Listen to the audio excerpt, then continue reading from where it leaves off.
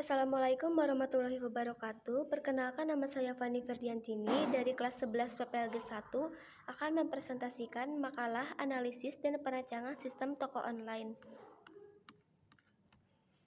Kata pengantar, puji syukur kami ucapkan kehadirat Tuhan Yang Maha Esa yang telah memberikan rahmat serta hidayahnya kepada kita semua, sehingga berkat karunia-Nya kami dapat menyelesaikan makalah tentang analisis dan perancangan sistem toko online.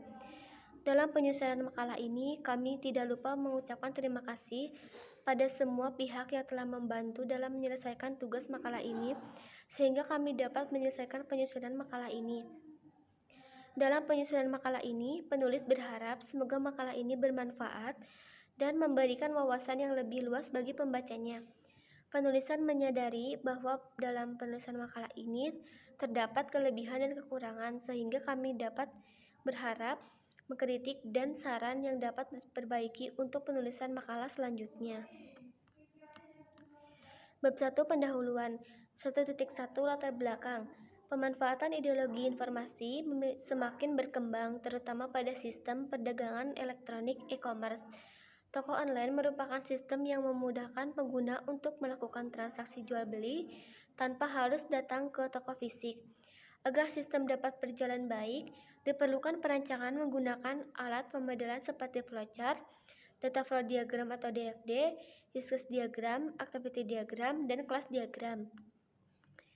Melalui pemodelan ini, diharapkan sistem toko online dapat dibuat secara struktur, mudah dipahami, dan meminimal kesalahan dan pengembangan.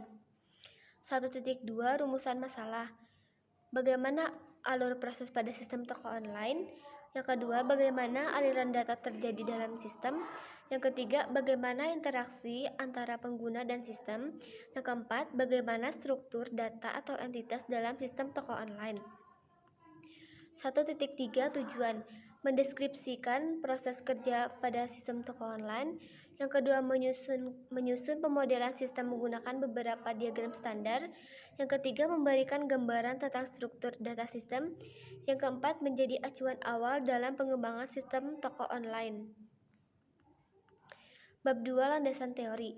2.1 Toko online. Toko online adalah platform digital yang menyediakan layanan jual beli barang secara online. Pengguna dapat melihat produk, melakukan pemesanan, dan melakukan transaksi secara langsung melalui aplikasi atau website. 2.2 Flowchart. Flowchart merupakan diagram yang menggunakan urutan proses dalam sistem menggunakan simbol standar. Flowchart membantu memahami jalannya proses dari awal hingga akhir. 2.3 Data flow diagram atau DFD. DFD menggambarkan aliran data, sumber data, tujuan data, dan proses yang terjadi dalam sistem. DFD menampilkan gambar atau interaksi antara entitas luar dan proses utama. 2.4 Use case diagram. Use case diagram menjelaskan hubungan antara aktor, pengguna, dan fungsi-fungsi yang ada pada sistem. 2.5 Activity diagram. Activity diagram digunakan untuk menggambarkan alur aktivitas sistem dari awal hingga akhir. Diagram ini mirip flowchart namun lebih fokus pada alur sistem. 2.6 Kelas diagram. Kelas diagram menggambarkan struktur data dalam sistem, termasuk entitas, atribut, dan hubungan antar entitas. Bab 3 Pembahasan. 3.1 Flowchart sistem toko online. Flowchart pada sistem ini menggambarkan tahapan. Yang pertama, ada pengguna mengunjungi website. Yang kedua, sistem menanyakan apakah pengguna sudah memiliki akun. Yang ketiga, jika belum, pengguna melakukan registrasi dan mengisi biodata. Yang keempat, jika sudah, pengguna login. Yang kelima, penggunaan masuk ke dashboard. Yang keenam, pengguna dapat memilih menu seperti data barang, data pelanggan, data transaksi, laporan, dan profile. Yang ketujuh, pengguna dapat melakukan proses tambah, edit, atau melihat data. Yang kedelapan, proses berakhir ketika penggunaan selesai menggunakan sistem. Dan ini untuk contoh gambarnya.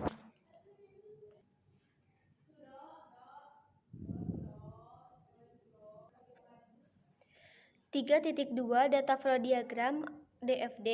DFD terdiri dari suatu proses utama yaitu toko online yang terhubung dengan beberapa entitas. Barang menyediakan dan menerima data barang, pelanggan memberikan data pelanggan dan melakukan pembelian, transaksi menerima dan menyimpan data transaksi. Aliran data tersebut membantu menggambarkan informasi apa saja yang keluar dan masuk dari sistem. Dan ini untuk contoh gambarnya.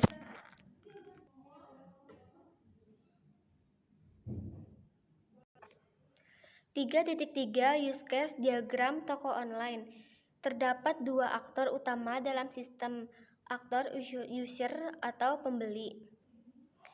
Register mengisi biodata, login, membeli barang, memilih metode pembayaran. Yang kedua, aktor pemilik toko atau admin. Login mengelola data barang, mengelola data transaksi, mengelola data pelanggan. Diagram ini menunjukkan fungsi apa saja yang dapat dilakukan masing-masing aktor. Dan ini untuk contoh gambarnya.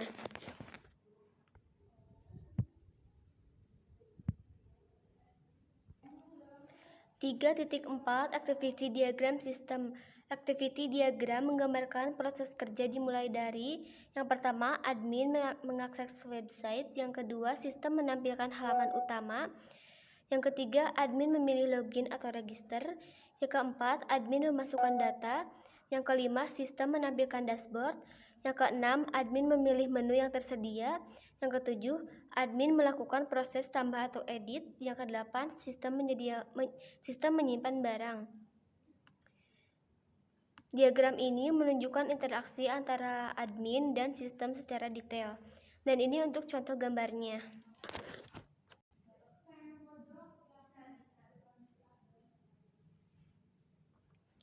3.5 Kelas diagram sistem toko online.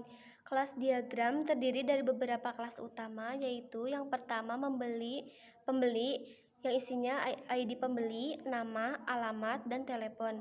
Yang kedua ada produk yang isinya ID produk, nama, dan harga.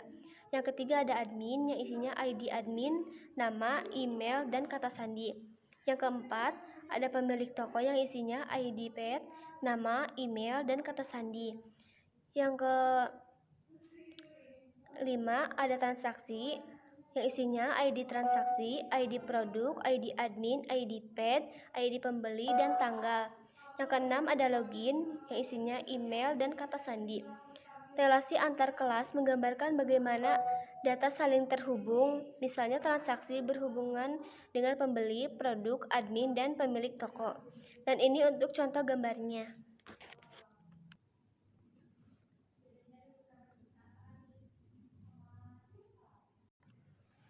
Bab 4 Penutup. 4.1 Kesimpulan. Perancangan sistem informasional toko online diperlukan untuk memudahkan proses jual beli secara digital. Pemodelan menggunakan flowchart, DFD, use case diagram, activity diagram, dan kelas diagram memberikan gambaran lengkap tentang alur proses, aliran data, interaksi pengguna, serta struktur data yang ada pada sistem. Dengan adanya pemodelan ini, proses pengembangan sistem menjadi lebih terarah dan mudah dilakukan. 4.2 Saran. Sistem ini dapat dikembangkan lebih lanjut dengan menambahkan fitur seperti laporan otomatis, integrasi pembayaran digital, keamanan login 2 langkah, dan interaksi kurir. Sekian presentasinya. Mohon maaf bila ada salah kata. Wabillahi taufiq wal hidayah. Wassalamualaikum warahmatullahi wabarakatuh.